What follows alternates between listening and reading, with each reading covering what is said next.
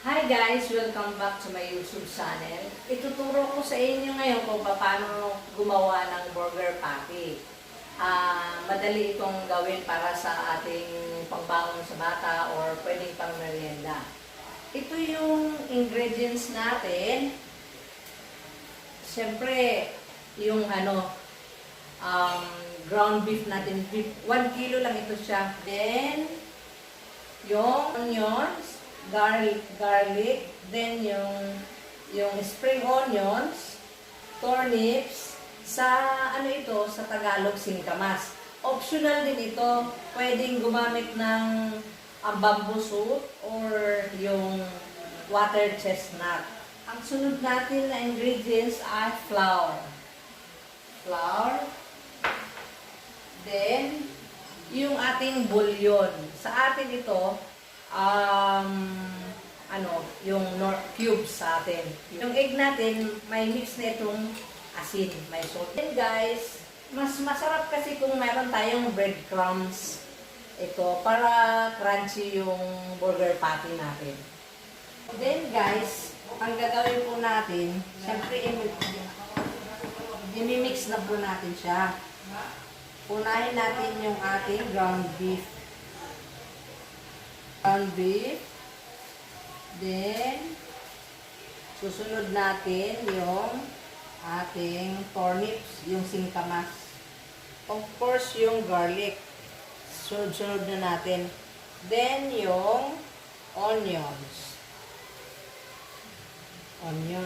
Meron din tayo spring onions. Kunti lang para pampamango sa burger patty natin.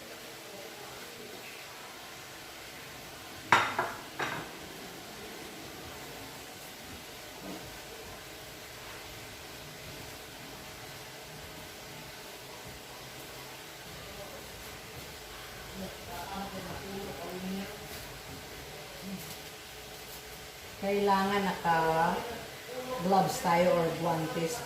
Kasi hindi pwede gagawin natin na kukutsarain natin ito. Kasi hindi natin ma-mix ng maayos. Then guys, yung flour natin.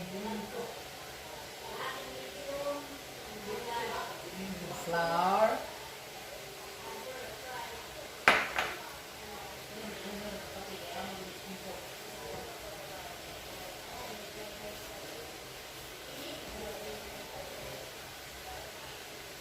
Susunod na natin ang ating bouillon kung pero kung sa Tagalog yung ating seasoning. Nor cubes. Ang seasoning. Minix. Lagyan ng hot water para madali siyang ma-mix.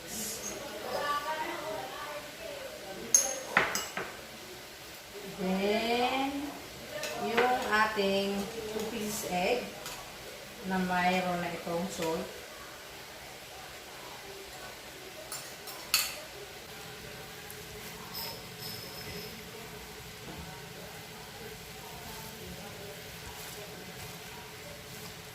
Guys, optional po yung natin, yung burger patty natin. Pwedeng pork, pwedeng chicken, pwedeng beef. Ano yung prepare nyo na bukod na sa healthy na, cheaper pa siya.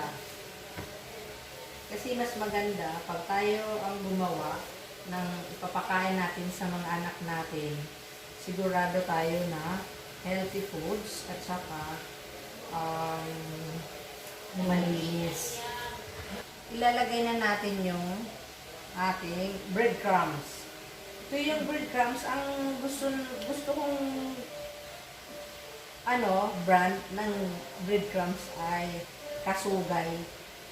Japanese breadcrumbs.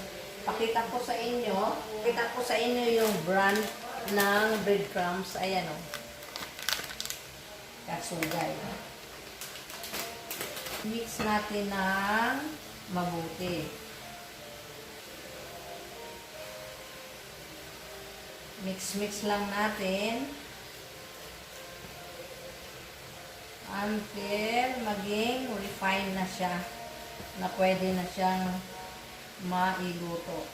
Then guys, ito pag niluto din na to, pwedeng i-dip din ninyo sa breadcrumbs para mas crispy ito.